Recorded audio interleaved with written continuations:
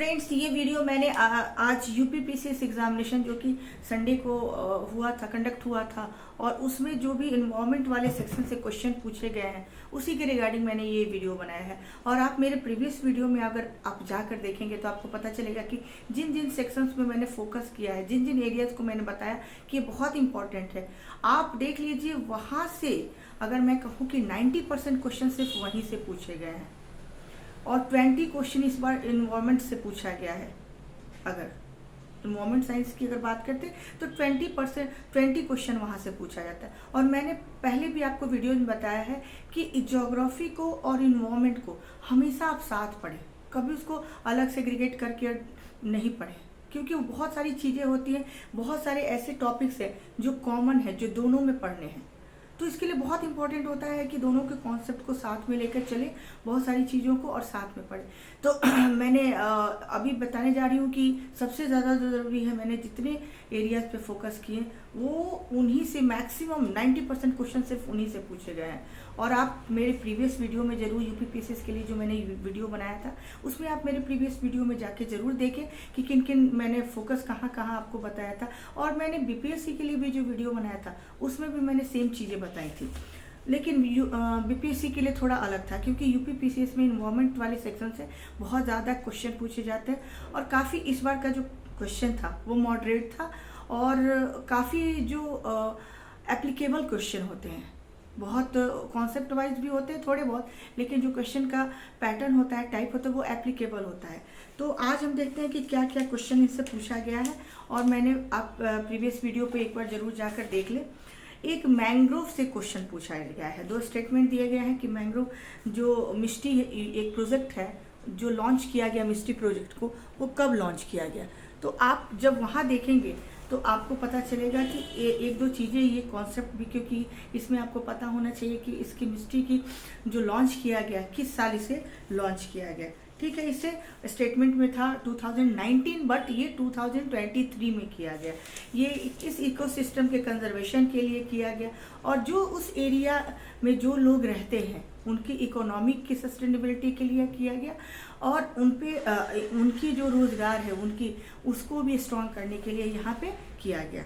उसके बहुत सारे एम्स हैं, और उन एम को ज़रूर देख लीजिएगा, क्योंकि एक बार ये क्वेश्चन पूछा गया तो बार बार ऐसे क्वेश्चन पूछे जाएंगे। मैंने बताया था कि आपको मैंग्रोव से या फिर रामसर साइट से जो भी वेटलैंड्स हैं, बायोडाइवर्सिटी है या फिर बायोडाइवर्सिटी जो रिजर्व्स हैं, नेशनल पार्क्स हैं, बायोस्फीयर रिजर्व्स हैं, वहाँ से क्वेश्चन पूछे ही जाएंगे।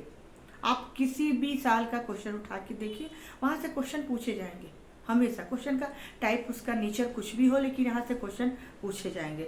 इस बार भी आप जैसे क्वेश्चन को उठाएंगे, एक जगह सारे इन क्वेश्चन को कलेक्ट करके देखिए कि वहाँ से कितने क्वेश्चन पूछे गए हैं। तो ये उनके एम्स को देख लीजिएगा क्या है। प्रोजेक्ट कोस्टलाइन की जो इकोसिस्टम है उसको कंजर्व करना है, उसकी बायोडाइवर्सिटी को इन्हांस करना है। ठीक है, ये सारी चीज़ें। अब मिस्टी प्रोजेक्ट हो गया। ऑपरेशन ओलिविया पूछा है। ओलिविया आपको पता है, जो उड़ीसा के कोस्ट पे ऑलिव रिडले जो पाए जाते हैं, कछुआ जो पाए जाते हैं, ठीक है, उन ऑलिव एक रिडले जो है वो एक विशेष प्रजाति होती है, जो कहा जाता है कि हमारे नेचर के प्रिजर्वेशन के लिए बहुत ज़रूरी है। ठीक है, तो वहाँ उनके लिए स्टेटमेंट दिया गया था। और आपने पढ़ा भी होगा काफ़ी, अगर उड़ीसा तट की कोस्ट लाइन की बात करें तो 2-3 वहाँ के फेमस कोस्ट लाइन हैं जहाँ ऑलिव रिडले कछुए काफ़ी होते हैं। और कोविड के टाइम पे इनकी जनसंख्या बहुत ज़्यादा बढ़ गई थी, क्योंकि वहाँ ह्यूमन इंटरफेरेंस कम हो गया था। जो प्रोजेक्ट्स होते थे डेवलपमेंटल, वो पूरी तरह से शट डाउन थे, इसलिए वहाँ इनकी संख्या बहुत ज़्यादा बढ़ गया। तो ये भी आपने देखा होगा। तो जो हमारे आसपास की चीज़ें हमारी इन्वायरमेंट के प्रोटेक्शन के लिए, या फिर ये भी कह सकते हो कि उनके डिग्रेडेशन के लिए जो चीज़ें रिस्पॉन्सिबल हैं, या फिर जो चीज़ें हो रही हैं, उन पे यूपीएससी या फिर यूपीपीसीएस का फोकस सबसे ज़्यादा होता है। वो सारे एरियाज उनके कंसर्न के अंतर्गत आते हैं, बहुत ज़्यादा फोकस करते हैं। तो आप जब न्यूज़पेपर पढ़ते हैं तो आपकी एक अवेयरनेस होनी चाहिए, एक आपका कॉर्नर होना चाहिए जहाँ से इन पॉइंट्स को आप ज़रूर, अगर आप हिंदू पढ़ते हैं तो हिंदू में भी ये सारी चीज़ें साइंटिफिक में भी दी जाती है, और एक टेक्स्ट करके आता है फिर कॉन्टेक्स्ट सेंटेक्स, उसमें भी ये सारी चीज़ें कवर की जाती हैं। बहुत सारी चीज़ें नैनो टेक्नोलॉजी से, बायोडाइवर्सिटी से रिलेटेड कभी कभी आर्टिकल्स आते रहते हैं, तो वहाँ से आप देख लीजिएगा। डाउन टू अर्थ में अक्सर ये आर्टिकल्स पूछे जाते हैं, बहुत डिटेल में नहीं जाना है, लेकिन जो भी आपने एक बार डाउन टू अर्थ PDF उसका आप डाउनलोड करेंगे और देखेंगे कि इंपॉर्टेंट कहीं कुछ ऐसा तो नहीं है। जैसे सॉइल डिग्रेडेशन से अक्सर उस पर पूछा जाता है, ओजोन लेयर डिप्लीशन से पूछा जाए, उसमें आर्टिकल दिया जाता है। तो वहाँ जब दिया जाता है तो आप थोड़ी से उसको एक बार स्कैन कर लेंगे, देख लेंगे, सरसरी निगाहों से देख लेंगे कि कहाँ से क्या क्या इसमें इंपॉर्टेंट चीज़ें आई हैं। तो आपका कभी कभी योजना में, लेकिन योजना का जो होता है, मैं योजना के बारे में एक बार डिटेल आपको एक वीडियो, अब मैं ट्राई करूँगी कि योजना पे मंथ में एक या दो दिन डिटेल वीडियो बनाऊं और योजना के हर चैप्टर को आपको 10-15 से 20 मिनट में उसे मैं ख़त्म करके आपको जो मेन उसकी थीम्स है, क्या है उसमें, ठीक है, वो जानना आपके लिए बहुत ज़रूरी है। क्योंकि योजना जो है वो गवर्नमेंट ऑफ इंडिया के, और गवर्नमेंट की जो भी चीज़ें या इधर आपको वेबसाइट हो या फिर उनकी पब्लिकेशन हो, वो हमेशा इम्पॉर्टेंट होता है, स्पेशली फॉर UPSC। ये आप हमेशा ध्यान में रखें इन चीज़ों को, ठीक है। या फिर DD न्यूज़ हो, ये सब जितनी चीज़ें हैं वो बहुत ज़्यादा ज़रूरी होती है। तो इन चीज़ों पे हमेशा आपका फोकस रहना चाहिए। अगर ये वीडियो थोड़ी लंबी हो जाए तो प्लीज़ आप परेशान ना हो, क्योंकि अभी एग्ज़ाम हो चुका है, आपके पास टाइम है, तो आप देख लीजिए, ठीक है। अब आते हैं तो उसके बाद सोलर अलायंस, ये मैंने बोला था आपको एनर्जी, जब मैंने बताया था एनर्जी से रिलेटेड जब वीडियो बनाया था, तो मैंने ये बताया था कि जो सोलर से रिलेटेड, जो सोलर अलायंस से रिलेटेड है, उसमें कितने देश है, वो उसके एस्टेब्लिश कब किया गया था, इंडिया के एफर्ट से किया गया था, कौन सा ऐसा कंट्री है जो उससे बाहर हो गया, ये भी मैंने बताया था। उसका हेडक्वार्टर कहाँ है, गुरुग्राम में है, इंडिया में। 2015 में ये हुआ था। उसके पहले 14 में ये 14 में नहीं, 2015 में हुआ था। उसके पहले, इसका 1 साल पहले से इनिशिएटिव शुरू किया गया था, ठीक है। तो ये आप देख लेंगे, अभी 102 कंट्रीज़ में है। तो उसमें जो स्टेटमेंट था कि शायद 32 कंट्रीज, ऐसा कुछ नहीं है, बहुत ज़्यादा कंट्री है।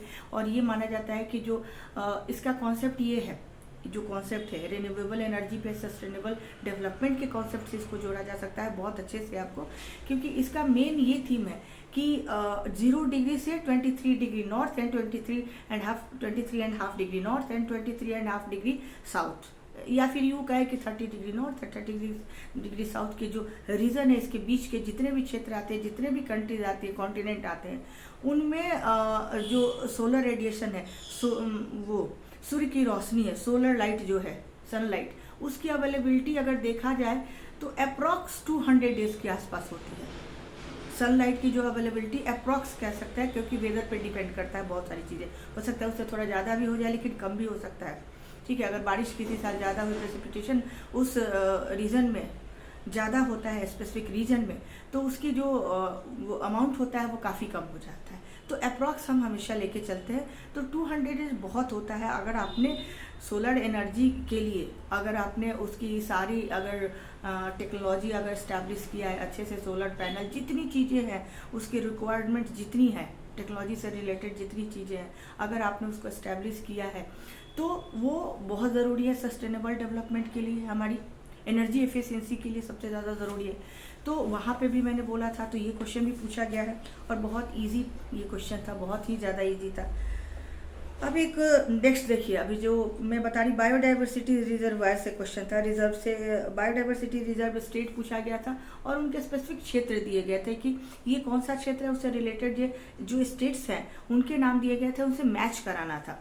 तो फिर वही फर्दर वही क्वेश्चन आ गया। लाइकेन से क्वेश्चन पूछा गया, ये मैंने बताया भी था कि लाइकेन जो होता है वो क्या होता है, पॉल्यूशन का जो पॉल्यूशन होता है उसका इंडिकेटर होता है lichen.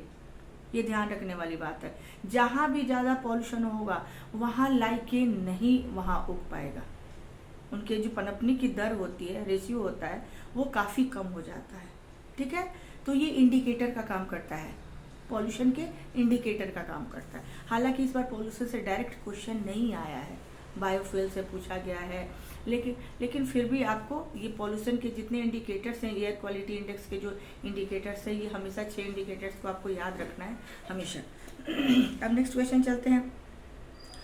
Carrying capacity of the environment से, इन्वायरमेंट जो वहन करने की, इन्वायरमेंट की जो क्षमता होती है ना, किसी भी जगह के स्पेसिफिक, उसको उसकी कैरिंग कैपेसिटी कहते हैं।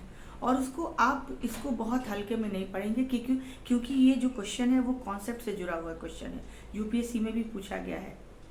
कुछ साल पहले जाएंगे आप यूपीएससी के क्वेश्चन देखेंगे तो वहाँ ये क्वेश्चन पूछा गया है। तो आप इसे अच्छे से देख लें, इसके कॉन्सेप्ट्स को अच्छे से समझ लें, कहाँ प्रॉब्लम हो रही है, वहन क्षमता की कितनी वो कैपेसिटी तक हमारा इन्वायरमेंट किसी पॉल्यूशन को, ऐसी चीज़ों को, ठीक है, अपशिष्ट को, जो भी रेजिड्यूज होते हैं, जो भी ऐसी चीज़ें होते हैं, उनको कहाँ तक वो वहन कर सकता है, उसकी कैपेसिटी कितनी है, इस पे ये क्वेश्चन था। तो आप एक बार देख लेंगे। ये क्वेश्चन जो बहुत फेमस भी था, पर्यावरण के लिए जीवन शैली, लाइफ स्टाइल फॉर एनवायरनमेंट, ये 2022 में ये कॉन्सेप्ट आया था। हमारे प्राइम मिनिस्टर श्री नरेंद्र मोदी जी ने ये दिया था, ठीक है, ग्लोबल लेवल पे ये कॉन्सेप्ट आया था। तो यहाँ देखेंगे, लेकिन उससे पहले 2021 में ये ग्लासगो में इसके लिए एक प्रपोजल पास किया गया था, ठीक है, ग्लासगो में परहैप्स COP26 में। ये ग्लासगो कहाँ है आप देखेंगे एक बार मैप पे, ठीक है। तो ग्लासगो में ये प्रपोजल, यूके में ग्लासगो में ये प्रपोजल वहाँ पे एक्सेप्ट किया गया था, उसके बाद ये आया था। और इसके जो मेन एम्स हैं और क्या क्या इस लाइफ स्टाइल को अडॉप्ट करने के लिए होना चाहिए, वो भी आप जरूर एक बार पढ़ लेंगे, ठीक है। और दूसरा क्वेश्चन है, एनुअल जो ग्राउंड वाटर की रिपोर्ट, क्वालिटी रिपोर्ट आती है, वो किसके द्वारा आती है? ये बहुत इजी क्वेश्चन था, ठीक है, ये आप देख लेंगे, ठीक है। ये सेंट्रल ग्राउंड वाटर जो बोर्ड होता है उसके द्वारा, पॉल्यूशन बोर्ड के द्वारा नहीं आता है ये, ठीक है। तो आप इसके लिए देख लेंगे। इंडियन फॉरेस्ट रिपोर्ट से 2023 का ये क्वेश्चन है, इसकी रिपोर्ट पे ये क्वेश्चन पूछा गया है, लेकिन यूपी से रिलेटेड क्वेश्चन है जो थोड़ा सा मुश्किल होता है, क्योंकि आपको यूपी में जितने डिस्ट्रिक्ट्स हैं ये बहुत मुश्किल है कहना कि कितने उसके कहाँ पे ज़्यादा होगा 20% से फॉरेस्ट एरिया, ये थोड़ा मुश्किल है। तो ऐसे क्वेश्चन को मैं हमेशा एक्सक्लूड करके चलती हूँ। कुछ क्वेश्चन तो ऐसे होने चाहिए, नहीं तो हमें सब पता होगा तो फिर मुश्किल हो जाएगा, ठीक है। अब आते हैं जो है बायोगैस से रिलेटेड क्वेश्चन पूछा है। बायोगैस काफ़ी एप्लीकेबल क्वेश्चन है ये। तो बायोगैस के जो मेन कंपोनेंट होते हैं वो क्या क्या होते हैं, आपको पता है। सबसे ज़्यादा जो होता है बायोगैस में क्या होता है, बायो हो गया तो मतलब वो लिविंग ऑर्गेनिज्म, या फिर प्लांट हो या फिर फ्लोरा हो इधर, या फौना हो, दोनों से, ठीक है। और उसके जो कंपोनेंट है सबसे ज़्यादा उसमें मीथेन होता है। 50 to 75% इसकी जो मिक्सचर में होते हैं कंपोनेंट, वो होते हैं मीथेन के। उसके बाद जो रिमेंस होते हैं वो होते हैं कार्बन डाइऑक्साइड के, जो 25 to 50% के बीच में वैरी करते हैं। यही दो मेन कंपोनेंट्स होते हैं, ठीक है। हालांकि मैंने बायोडीजल से बताया था, उसमें भी इथेनॉल का भी बताया था, हालांकि क्वेश्चन नहीं पूछा गया लेकिन बहुत इंपॉर्टेंट है। अब आते हैं ग्लोबल इन्वायरमेंट फैसिलिटी, ये एक फंड है, ठीक है। और इस फंड का क्या क्या इसके प्रोविजंस हैं, और इसमें पूछा गया क्या सिर्फ डेवलप्ड कंट्रीज इसके यहाँ पे फंड देते हैं, तो ऐसा बिल्कुल नहीं है, क्योंकि डेवलप्ड कंट्री वैसे ही आजकल फंड कम देते हैं, उनका अलग अपना कंसर्न है, उनके अलग अपने एजेंडे हैं। और इसी बीच नॉर्थ साउथ के बीच में चलता रहता है, हमेशा कन्फ्लिक्ट चलता रहता है कि फंडिंग हम वहाँ से ज़्यादा होना चाहिए।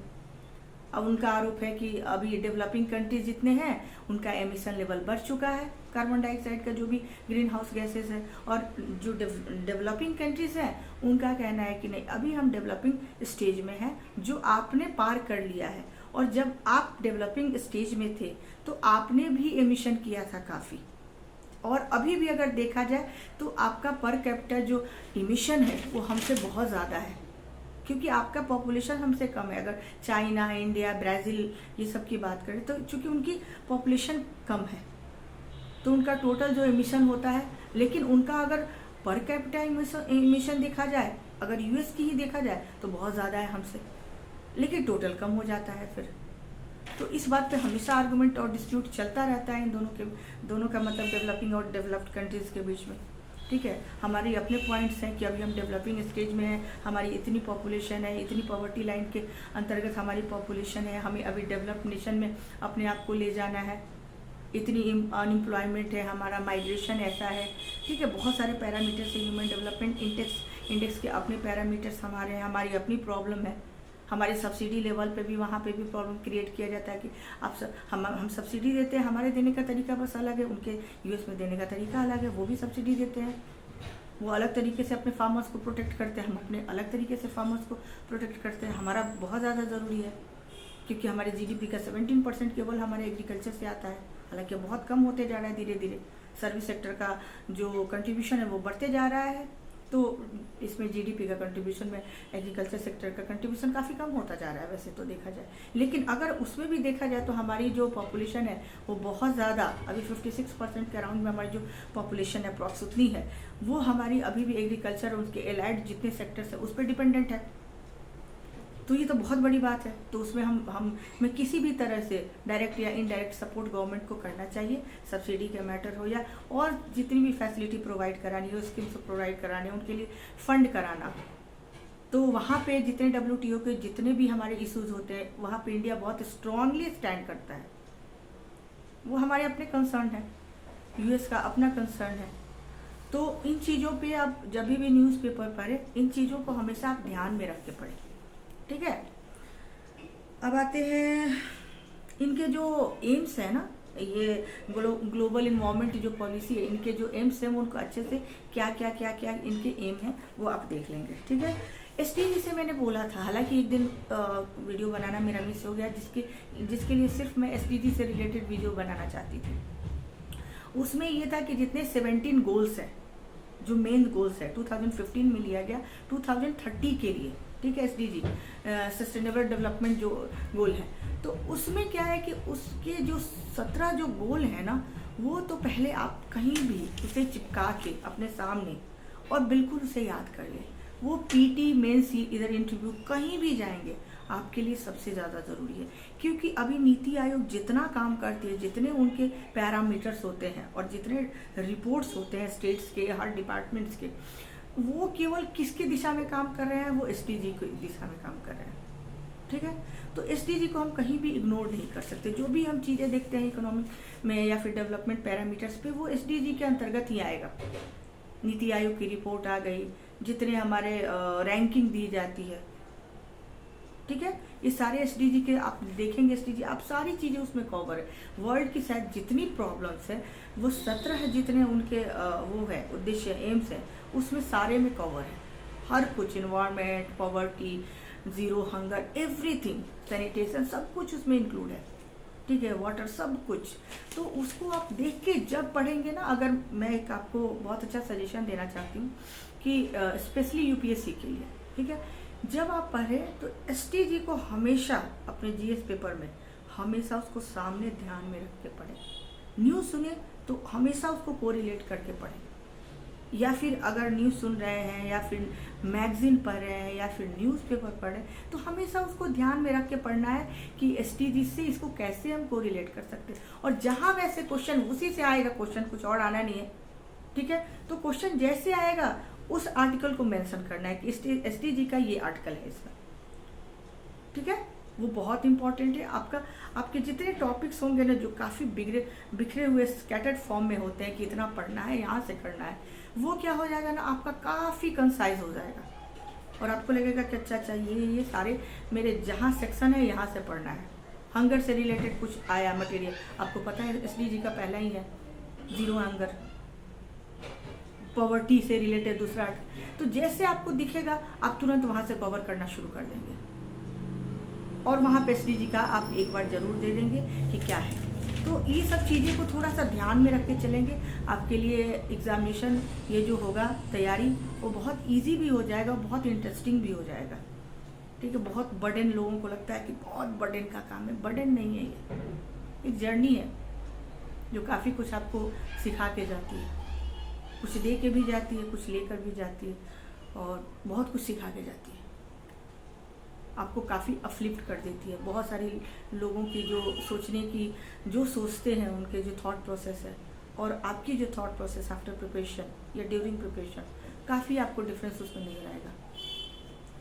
तो इससे कभी भागिए मत, हमेशा तैयारी पे फोकस रहिए, ठीक है। अब नेक्स्ट वो क्वेश्चन देखते हैं, उसमें SDG से उसके बाद कौन सी गैस हवा से हल्की होती है। तो इनर्ट गैस जो भी होगा, ठीक है, क्योंकि नॉन रिएक्टिव होता है इनर्ट गैस, तो वो हवा से हल्की होगी, ठीक है। इनर्ट गैस पता है, हवा हल्की होने के कारण काफ़ी हाइट पे, सबसे ज़्यादा हाइट पे इनर्ट गैस पाई जाती है, किसी के साथ रिएक्शन नहीं करती। तो जितना अगर इसमें हीलियम भी हो सकता है, जितने हैं आर्गन है, नियॉन है, अगर ये सारी चीज़ें ऑप्शन में एक बार इनर्ट गैस की आप लिस्ट देख लेंगे और वहाँ से जितनी चीज़ें हैं, जितने गैसेस हैं, उसको आप देख कर लेंगे। ठीक है।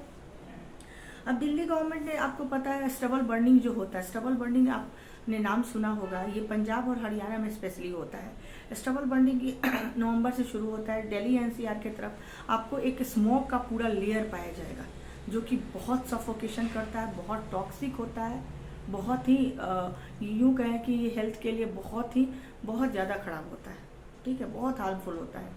तो ये क्या होता है कि जो अगर उसकी कटाई करने के बाद, फसलों के बाद, हार्वेस्टिंग के बाद, क्या उसके रेजिड्यूज नहीं कहेंगे, रेजिड्यूज तो अलग हुआ, स्टबल बच जाता है। उसके पेड़ का जो नीचे का पार्ट होता है, तना का नीचे का पार्ट, वो बच जाता है। उसको ये काटते नहीं, क्योंकि उसमें टाइम भी लगता है और उसमें पैसे भी बहुत लगते हैं, इन्वेस्टमेंट भी उनकी बढ़ जाती है।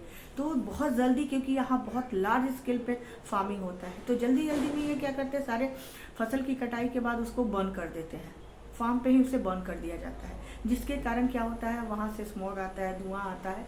ठीक है, कार्बन डाइऑक्साइड की भी काफ़ी मात्रा बढ़ जाती है, कार्बन मोनोऑक्साइड की भी बढ़ती है थोड़ी। और उसके बाद क्या होता है कि इन्वायरमेंट में ये जहरीला टॉक्सिक बना देता है पूरे हमारे एटमॉस्फेयर को।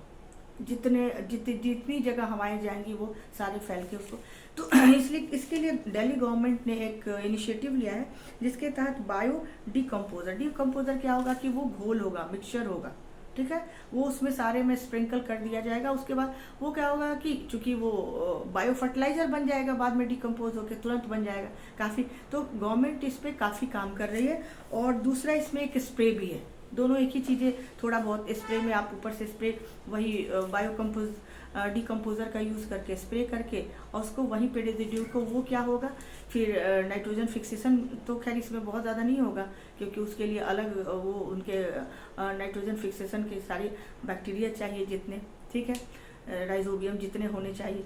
और उसके बाद अगर देखते हैं तो ये क्या होता है कि जो स्टबल बचते हैं फार्म पे, वो वहाँ पे क्या करते हैं कि फिर आपको बहुत अच्छा जो कंपोस्ट बनाते हैं, खाद बनाते हैं। ठीक है, जो बहुत अच्छा होता है, वो खेत उस खेत के लिए, स्पेशली उस फार्म के लिए भी बहुत अच्छा होता है। और सॉइल की जो फर्टिलिटी है वो भी बची रह जाती है, उसकी क्वालिटी भी इम्प्रूव होती है। ठीक है, और पॉल्यूशन से भी बचा जा सकता है। और इकोसिस्टम से नेक्स्ट क्वेश्चन जो पूछा हुआ है, इकोसिस्टम से पूछा हुआ है। ठीक है, उसके बाद इंटरनेशनल ओजोन डे पूछा। एक बार मैंने बोला था कि ये डे से जो क्वेश्चन होते हैं, डे से रिलेटेड ये पूछे जाते हैं, मैचिंग में पूछे जाते हैं। ठीक है, 16 सितंबर शायद ओजोन डे होता है, तो ये कब इसको डिसाइड किया गया था, किस स्टॉकहोम में शायद किया, तो उससे भी आप देख लेंगे कब से किया जाता है। और मैचिंग में स्पेशली क्वेश्चन था ये। फिर से फर्दर एक बार और अगेन आ गया, SDG से रिलेटेड क्वेश्चन आ गया, मैंने बोला था बहुत इंपॉर्टेंट है। और उसके बाद सस्टेनेबल जो डेवलपमेंट है उससे क्वेश्चन आ गया। फर्दर वही कुछ क्वेश्चन ऐसे हैं जो हमेशा पूछे जाएंगे। अब मैं एक वीडियो अपलोड करूंगी, शायद मैं शाम तक कर लूँ, जिसमें मैं ये बताना चाहूँगी कि एक तो अभी शाम को शायद मैं आपसे डिस्कस करूँगी इकोनॉमिक्स से, जो इंडियन इकोनॉमी से question, in only Indian economy, जितने इकोनॉमी से क्वेश्चन पूछे गए हैं और जो मैंने बताया है कहाँ से वो क्वेश्चन पूछे जाते हैं, उनका भी एरिया बहुत फिक्स है। इकोनॉमी से भी जो क्वेश्चन पूछे जाते हैं बहुत फिक्स टाइप के क्वेश्चन पूछे जाते हैं, बहुत ज़्यादा वेरिएशन नहीं होता। वेरिएशन होता है आपको डेटा में पूछा जाता है, अगर पॉवर्टी का पूछा जाता है, NSSO की रिपोर्ट की पूछी जाती है, अनएम्प्लॉयमेंट का डेटा पूछा जाता है। ठीक है, या फिर जैसे वर्ल्ड बैंक की कोई रिपोर्ट आई, ILO की रिपोर्ट आई, इससे रिलेटेड वेजेस से संबंधित जो ILO की रिपोर्ट आती है उससे अगर संबंधित कोई क्वेश्चन होता है, तब वहाँ हम देख सकते हैं कि थोड़ा सा वेरिएशन क्या आपको उसको जानना होता है। अदरवाइज जो चीज़ें मैंने इंटरनेशनल इंस्टीट्यूशन पढ़ा, जितने बताए थे वहाँ से क्वेश्चन आपको तो नेक्स्ट वीडियो में मैं बताने जाऊँगी। ठीक है, प्लीज़ आप मेरे चैनल को लाइक कीजिए, सब्सक्राइब कीजिए। तब तक के लिए थैंक यू।